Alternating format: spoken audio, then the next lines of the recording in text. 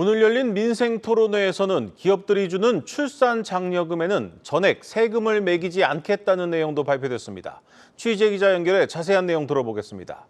전민정 기자 전해주시죠. 네, 최상목 경제부총리가 청년지원정책 민생토론회에서 기업이 근로자에게 주는 출산지원금 전액에 세금을 물리지 않는 방안을 추진하겠다고 밝혔습니다.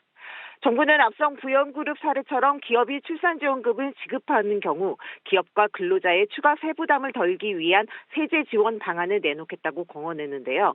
당초 출산지원금을 받은 근로자가 납부해야 하는 세금을 수년간 나눠서 내는 분할과세 등이 거론됐지만 전액 소득세 비과세라는 파격적인 출산 장려 정책이 나온 겁니다. 우선 현재 6세 이하 자녀의 출산지원금과 양육지원금에 대해 월 20만 원 한도로 비과세하고 있는데 출산 후 2년 내 지급되는 출산지원금에 한해선 세금을 물리지 않기로 했습니다. 자녀를 몇 명을 낳든 출산지원금이 얼마가 되든 관계없이 비과세 혜택은 적용됩니다.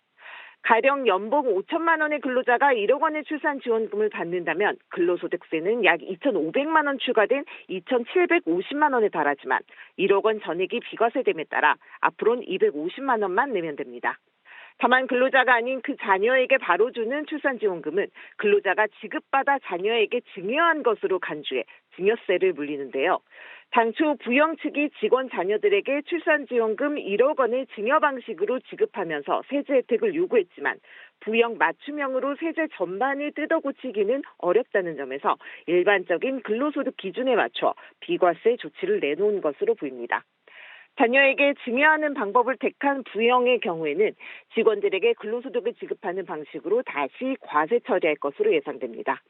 또 기업 입장에서도 출산지원금을 증여가 아닌 근로소득으로 간주하면 인건비로 비용 처리가 가능한데요. 이렇게 되면 법인세 부담도 줄일 수 있게 됩니다.